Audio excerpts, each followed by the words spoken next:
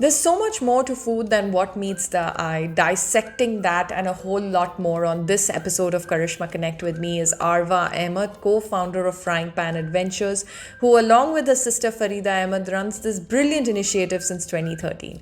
Now they started this at a time when we didn't have these foodie recommendations available at a scroll, and today it's become a concept that resonates with every end of a true blue Dubai experience that you can have, because they take you on these amazing food walks to some of the city's best restaurants with a great history to own and make you experience the flavors behind the food that you get. Sometimes even allow you to cook the food yourself.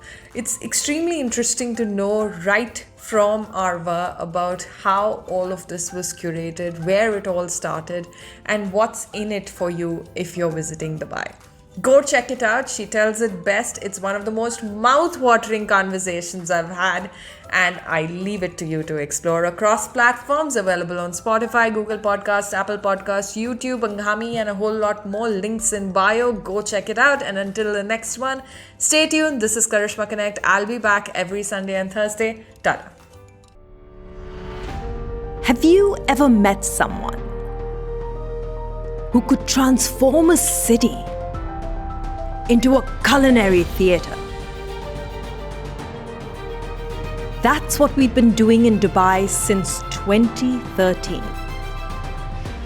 We take people on food tours where you taste diverse flavors across small, unassuming eateries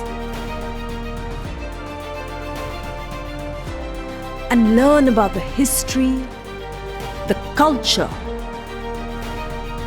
the nostalgic stories behind those dishes. We're committed to celebrating the underbelly of Dubai.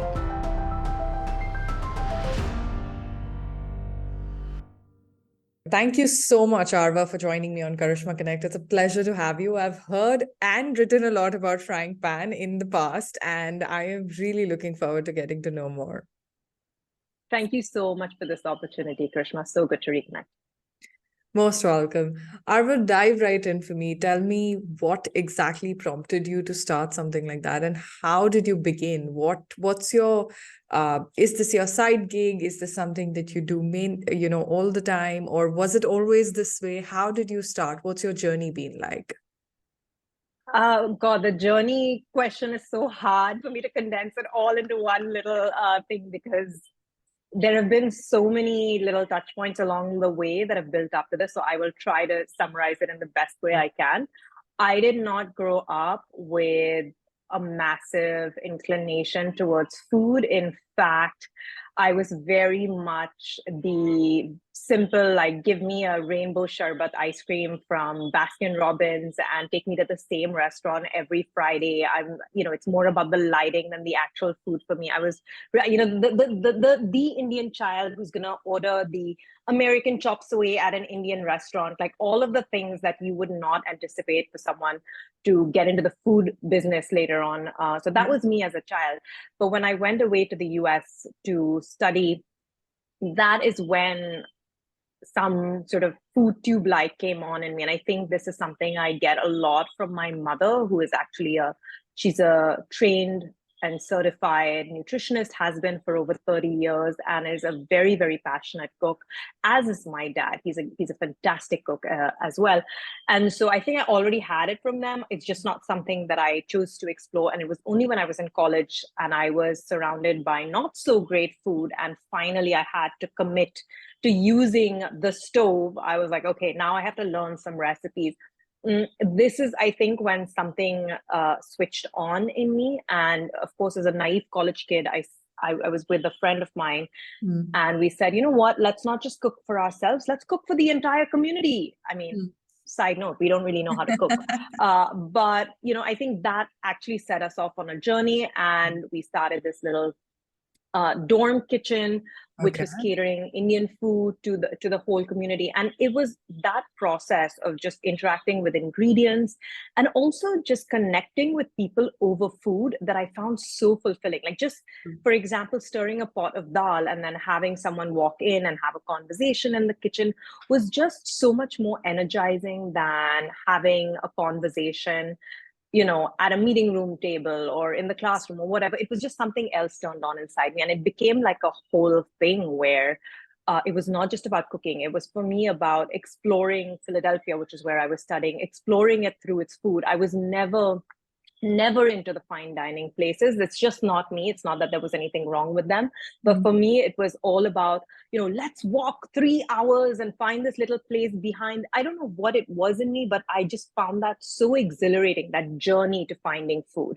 And that became more and more intense over time, to the point where when I moved to New York as a strategy consultant, everyone on my team knew that if it was, if we had to decide on team lunch, let's just let Arva do this because this is her gig. Let's not interfere. It became a very, very all consuming. And so when I moved back fast forward, I moved back to Dubai in 2010. I knew that as a side thing, I wanted something in the world of food. I had moved back to work with my dad, who is not in a food business. He runs a company which provides parts and batteries for equipment, Okay. like heavy earth moving equipment, or you have forklifts that need batteries, that kind of stuff. So it's totally inedible business. And that had always been my dream, to come back and work with him. As a side gig, I said, let's start a food blog. And this was, back in 2010, when Dubai was in a very different place than it is now. Dubai was very much about, like, there was a lot of fine dining places, but I felt like a lot of them didn't really have a Dubai brand. You didn't have chefs here that were actually, invested in the city. It was very much copy paste. And it was not stuff that was making me feel, it was not giving me a sense of place, I think. Yeah. And so I said, you know what, I need to do what I did in Philadelphia, New York, or whichever city I would travel, which is I just need to walk the streets, especially the streets that I've grown up on and where I still live even till today, and just rediscover the city through the small places. And when I started doing that and I refocused my blog on those places, it gave me so much renewed sense of energy around the city. And it became my purpose. It was, if someone said, hey, I'm craving for momos this week. Where do I find momos? It just became this thing that I would throw myself into. Like, of course, we have to have momos in this city because we are like a modern day replica of the Silk Road. So there has to be some guy somewhere on some side street who is making this dish. Yeah. And that's what it became about for me.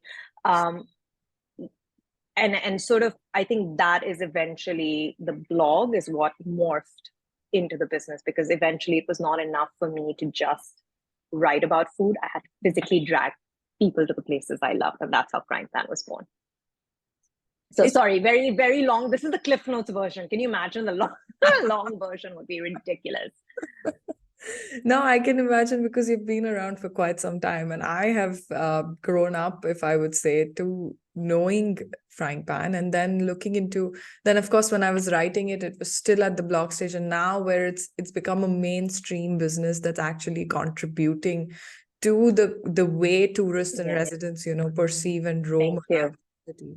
So I've most welcome. I've seen that journey, and it's a journey I connect with, because I mean, I have myself, on a side note, written about food and how it connects people. I've done an entire thesis on it, and it's very interesting to see that things that you wouldn't even expect out of something as simple as food, actually it works as a translator for so many gray spaces in between, across cultures.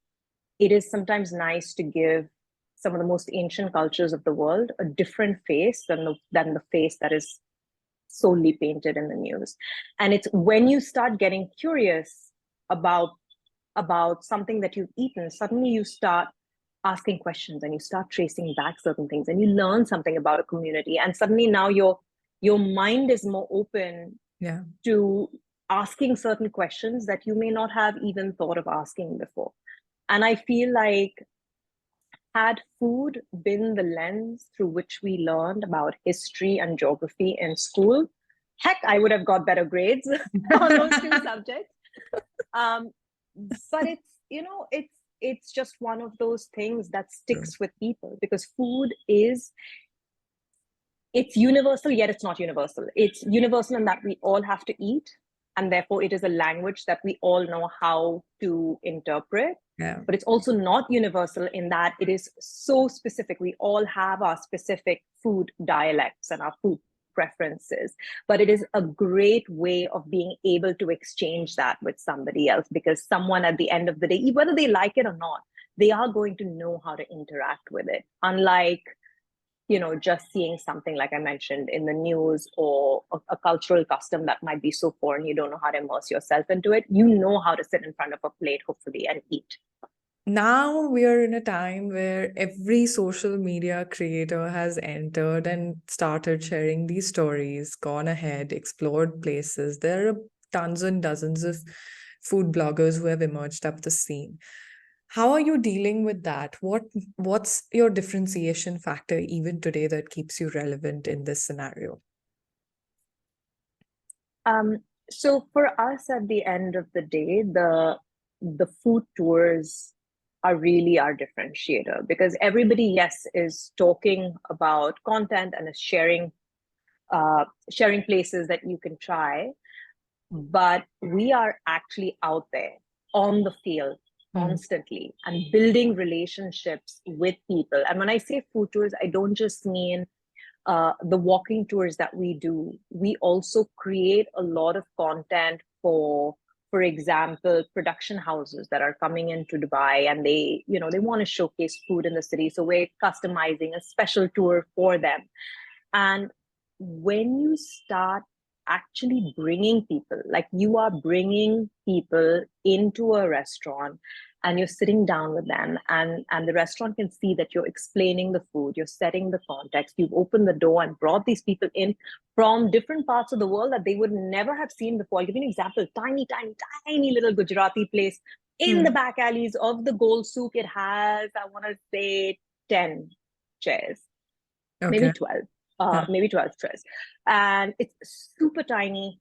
And now you suddenly have, a group of people from, I don't know, let's just say South Africa, who are going to, just like 4 people from South Africa sitting at a table having fafda and jalebi in the back of the Gold Souk, having what the Indian dwellers are eating. That is very palpable. It's very palpable, because usually when a content creator is sharing content, the restaurant may or may not know.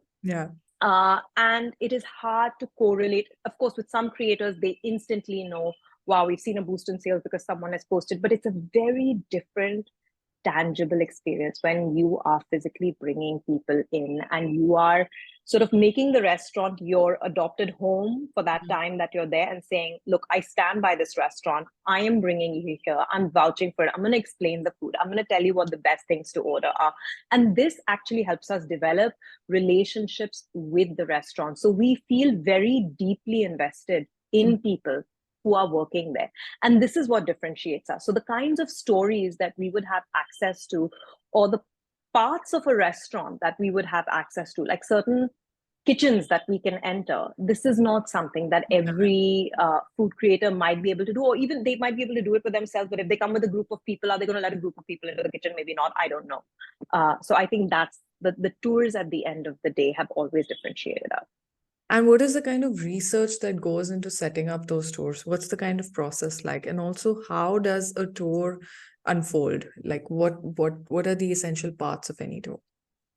Sure. So any tour is typically, I want to say, anywhere between a 2 to 4 hour experience, approximately. And it's a combination of eating and lots of storytelling. Okay. So I don't think of the tour guide as a tour guide per se. They're more of a performer in that sense. They're a storyteller. There's someone who's sort of taking you on a journey as you're eating.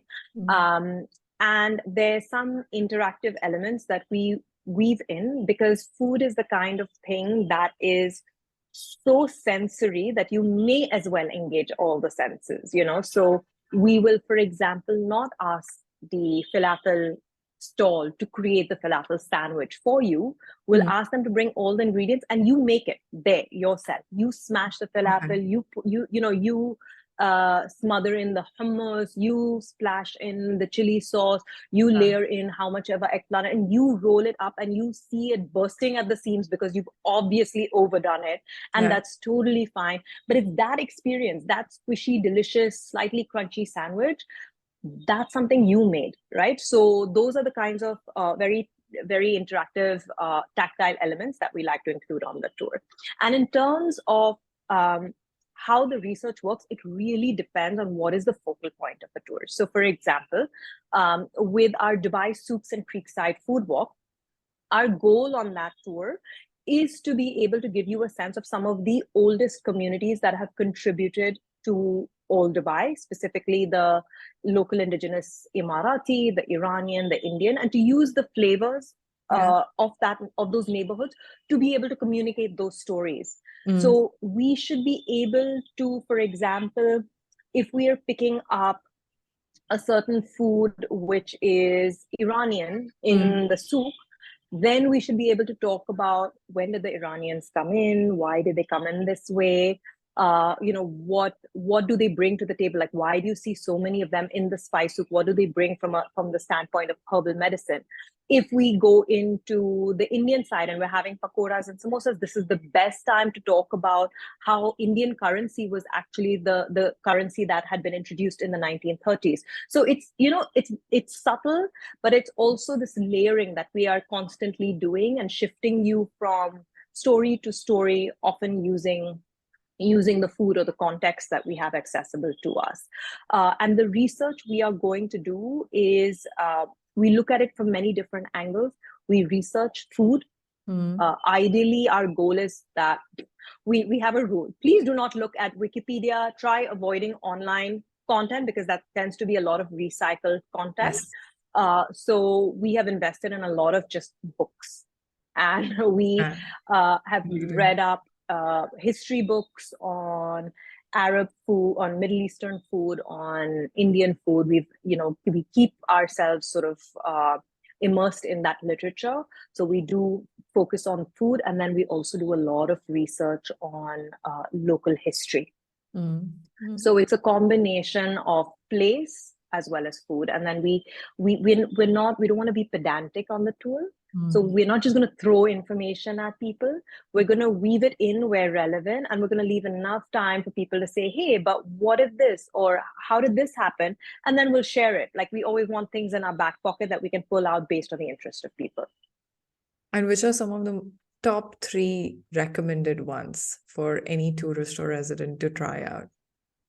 We don't have that many tours. So there are only about 3 or 4 that we have. The top 2, I would say, is they are the Middle Eastern Food Pilgrimage, which is our oldest, longest running tour that happens in the neighborhood where my sister Farida and I have grown up.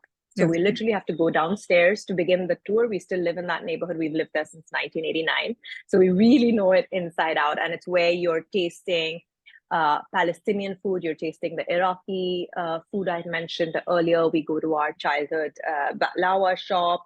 We do Syrian shawarma. So it's a combination of things that we add in there, which are from the region. And we're obviously sharing a lot of stories along the way. So that's our Middle Eastern tour.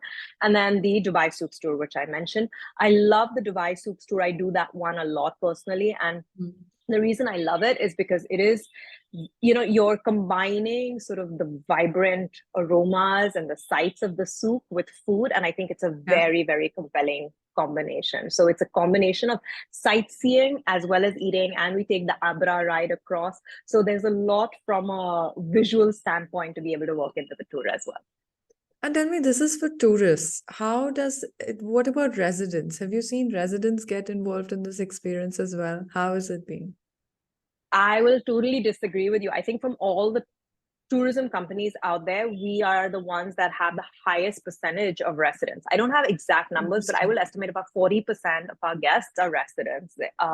And it's always been the case. We have a very, very high number of residents. I'll give you an example, just how I know this is the case. We are just in touch with a lot of them. We've retained them as part of our community, and they keep reaching out to us, and we're in touch. But we also launched recently, or we're almost about to launch, a VIP pass program. So it's in pre-launch stage right now. Okay. And that program basically gives people different perks when they sign up. So, you get like, for example, flex tickets for the price of non-refundable, etc. There's a bunch of different perks, but one of the perks in that is that you get access to meetups. Meetups are things that we do every couple of months, where it's very casual. It's not a tour, but we're just bringing together a bunch of people in a very casual setting, but to one of our frying pan style places, Yeah. And we just recently did one for Eid over Hyderabadi biryani. It was like a full feast with a jumbo biryani and all the traditional Hyderabadi dishes. And most of the people, obviously, who signed up so far in the pre-launch are residents. We have a couple of some of our long-standing tourists who every time they come back to Dubai, they sign up, and we have people who've signed up from abroad as well. But the majority are actually residents. These are people who have not just come back once, they come back again and again. They book us out privately for private experiences, like it's a birthday. Hey, I want to take 6 of my friends on a tour. Can we, so we have people doing that. And so I would say our resident base is actually what has stayed very, very constant from the beginning of time. We're very blessed to have strong resident support. I think, yeah, that's the biggest success proof point for you all, the fact that people already living also feel like they can re-explore the city through the eyes of the store. Absolutely. Yeah. And if you look at our content is actually targeted at residents. Yeah. All our social content it's talking to residents, because we're constantly telling you, we're not just saying, hey, buy a tour, hey, join a tour with us. Actually, very little of our content is about doing a tour. Most of the content is, hey, have you checked out this place? Hey, we are so invested in just celebrating the city. Yeah. And the people who end up benefiting the most from that are the people who are already living here and who can pick up those recommendations. Tell me, you're also in the business of connecting strangers. You're also in the business of connecting with strangers. Now, we are part of, there are often these stereotypes that have been held on for so many years about, okay, how to approach strangers, what's you should be restricted before you approach a stranger, or things you should look out for. Do you have any thoughts to share, having connected and brought together so many strangers and then made them your own for so long? Do you have any insights or myths to kind of bust there? Great question. I think you have to keep a really open mind and not assume, because you don't know anything about anyone. You could have someone who's extremely quiet and you're thinking, they're completely disinterested, but no, actually they might be, that's their way of listening. They might just be so fully attuned. So you can't write them off and say, oh, I'm just going to focus on the rest of the group, not going to look at them. You can't, we are known to, we are put in so many situations where you have to keep a very, very open mind. And I think when you give people the benefit of an open mind, that's the only way that you can learn about them. I would also say, and this is not so much in a tour concept because I don't get the luxury of doing that. I try to squeeze it in where possible, but it's not always possible. I would say ask questions. I do this a lot with the people I meet over meals. So I have a habit of trying to find random strangers in the city and then just saying, hey, let's connect over a meal. I've met some amazing people just through that. I'll have people on our Instagram community who message and say, hey, do you want to grab a meal? And I know some people might think this is creepy. I will know how to detect who is being creepy or not. But in a lot of cases, I've come out with some beautiful friendships. And what I love to do at those meals is just sit and say, this is not about me. Mm. I hear, like, I don't want, I'm out of my world. Like, the whole point is I'm meeting someone. I Yeah. want to learn everything, and you let them talk and you ask questions. And Mm. I think if you learn to ask intelligent questions, like, not just, where are you from and what do you do? These are the sort of standard questions that people ask. Mm. And it doesn't really give you that much, about a person. But if you can really sit down and think, I am actually curious, I want to learn about this person, and you start asking those right questions and you're listening to what they're saying, so that I can't tell you what the set of questions are, because my questions will change based on Yes, right. based on the person who's sitting in front of me.